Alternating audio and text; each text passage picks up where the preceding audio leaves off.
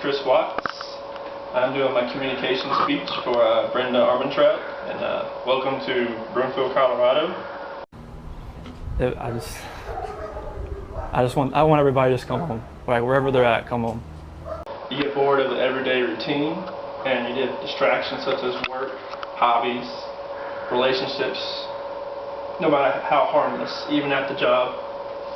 You might meet a new person, and it could strengthen into something else, and could weaken the bond you have with the partner you have. Hi. It's me. You guys just call me back when you have a chance. Bye.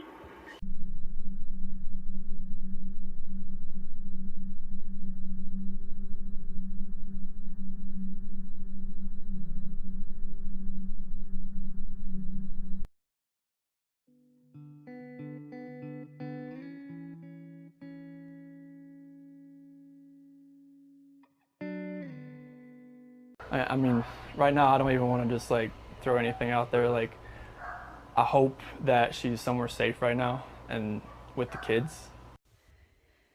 Thank you so much for coming out here with me, Christopher. I am having a wonderful time. You mean a lot to me, and I'm glad that you're having a blast.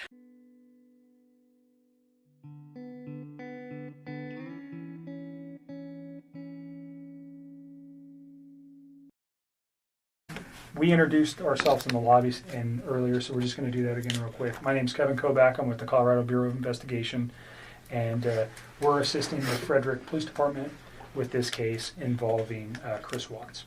And this is Tim Martinez. Also an agent at CBI.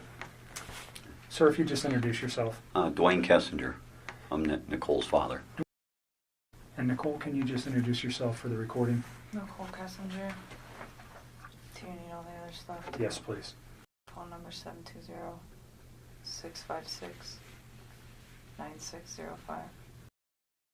And do you know him as Chris or Christopher? Either one. Okay. So the phone number that you reached him on, can you tell me what that number was? I think I deleted that out of my phone too. I just like cut him out of my life. It's a 910 number. You guys have it.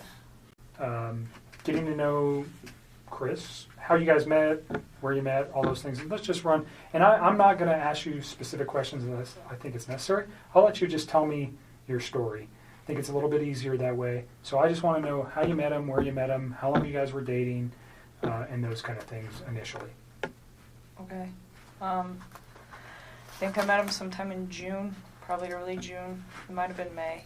It was just talking at work. It was pretty casual. And he didn't have a wedding ring on his finger.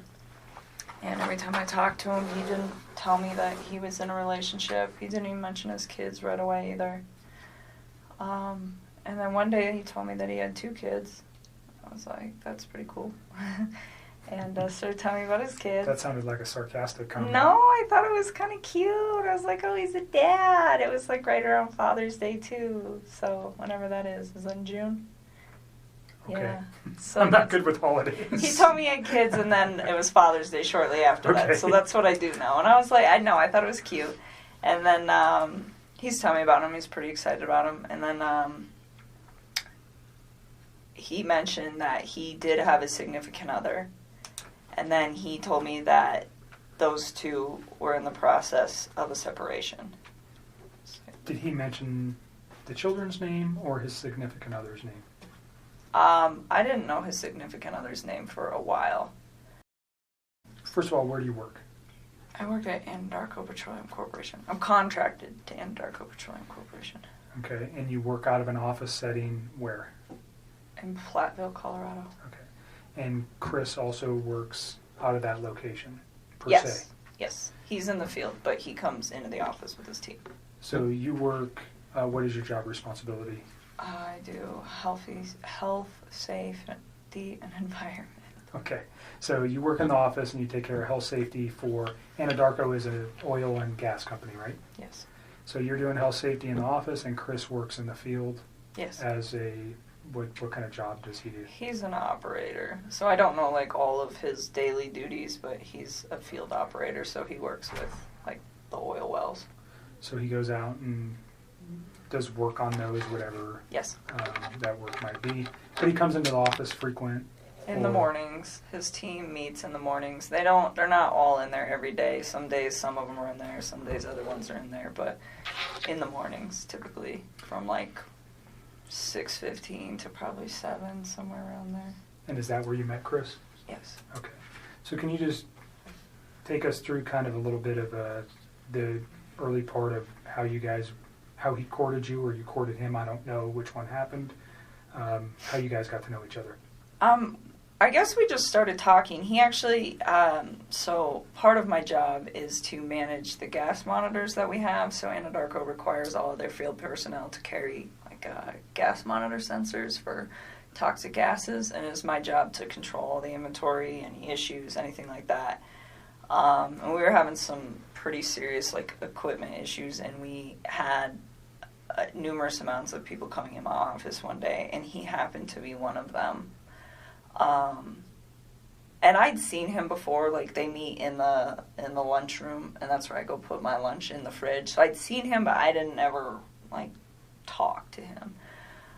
So that day we just started talking, and then every time I saw him in the hallway after that, and it was always hit or miss, like it wasn't an everyday thing, it was just when I saw him, we just started talking, and we just kind of had a lot in common and just hit it off, so we'd always have, pretty good conversations, and then, I don't know, one day he told me that he had kids and started talking about his kids, and then mentioned, yes, that I have a wife, but we're getting separated. I said, okay. And then When do you think that was? when he said all that, So specifically when he told you he was getting separated from his wife, was that within the first couple of weeks that you knew him, or was that later on? You said you met him around May or June. yeah, it was still in June. Okay. It would have been before Father's Day. So had you guys ever gone out on any kind of No. date at that time? You just No, were no. conversing at work? Yeah, that's all it was. And then, I don't know. We started hanging out. We hung out. We went to a park. Hung out at a park. Let's go back real quick. So why did he tell you that he was getting a divorce? Did he ask you out at that time? No, he didn't. I think he was probably interested in me. And so, he talked to me a couple times via his work phone, and I was like, no. Like, it was still very, like, friendly conversation. But then when I realized, like, this man is interested in me, I'm interested in him, this is personal, so we got away from the Anadarko thing, because I really don't want those guys affiliated with any of this. Let me go back to the park. Where was the park? It's, like, down the street from my house. It's called East Lake Number 3. Your house? Yes. In Northglenn? Yes. And that was in the June time frame. Yeah, or like the beginning of July. It was like right around my birthday. It's like so sometime at the very end of June or the beginning of July. Okay.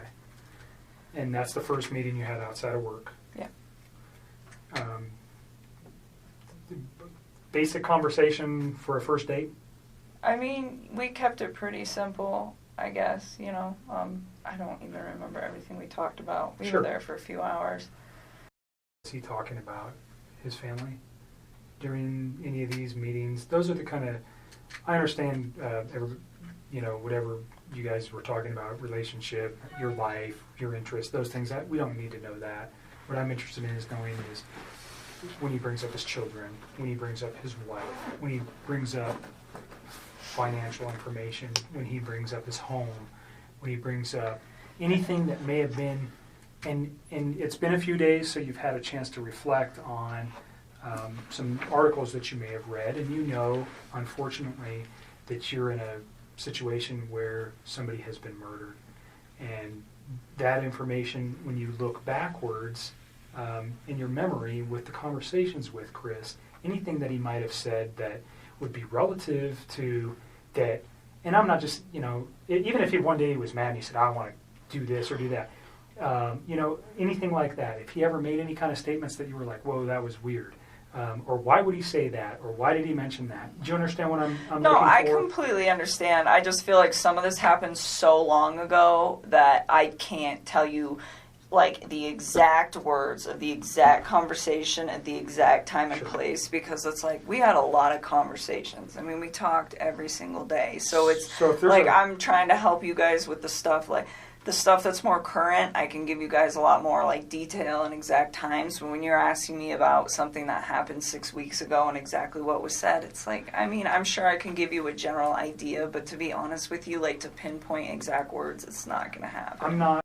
And he talked about his kids from time to time, but the thing is he was never hostile. It was never anything aggressive. Like even when he spoke of his wife and the fact that they were separating, it was never like ill. It was still very kind. It was just like, this is not working, you know, and would explain why, but it wasn't anything out of the ordinary or anything that I think would scare me. And to this day, even after everything that I found out, I still look back at that and I don't see any red lights with the way that he spoke of his family.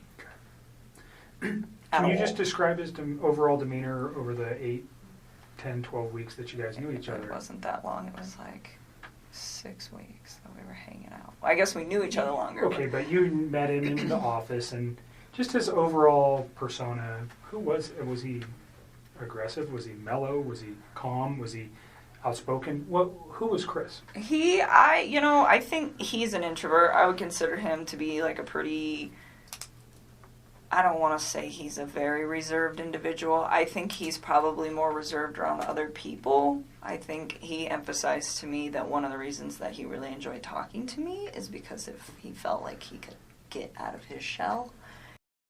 So with me, I think he was a little bit more outgoing, but even then, I would still consider him to be an introvert.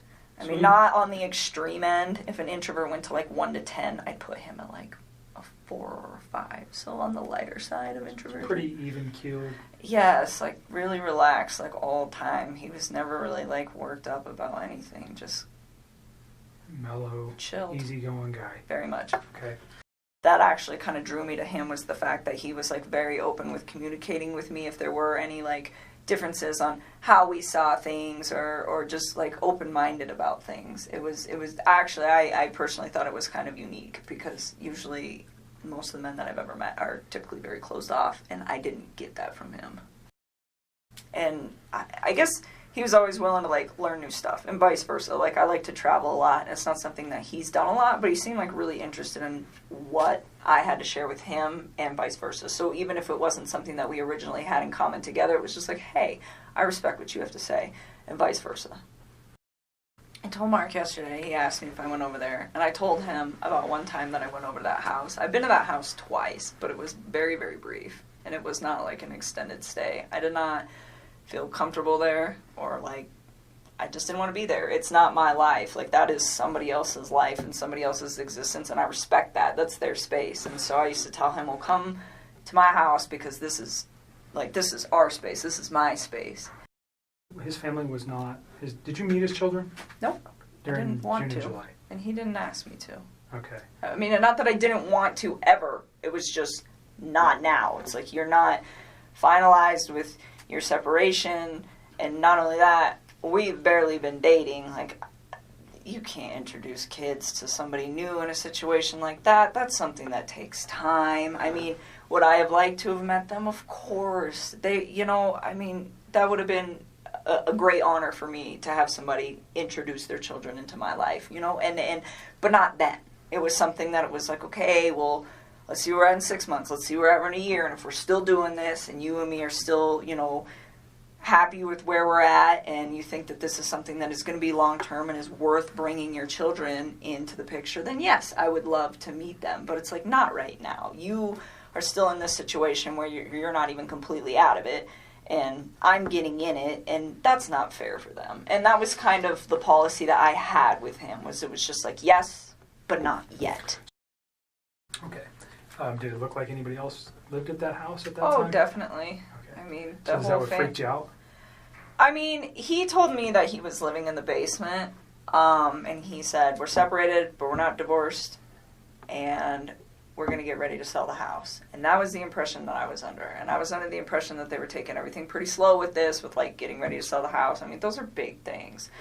So that's what I was informed. And I mean, if you think about it, this whole thing happened in a 6-week stretch. Like, that's not really that much of a time frame. So in that sense, like, it's believable to me. Yes, I went to the house, and the first time I was there, I hung out in their, like, front living room. I just sat on the floor, and it was on the 4th of July. It was the morning of the 4th, and I was helping him to set up MyFitnessPal app and, like, track his food and his calories and stuff, because he does pretty good with the working out and stuff. And he asked me, he's like, can you help me just, like, get this dialed in? I was like, yeah, I can do that. So he invited me up to the house, and I was already kind of hesitant to do it, because I was like, there are other people that live here, and I just felt like it was an invasion of space.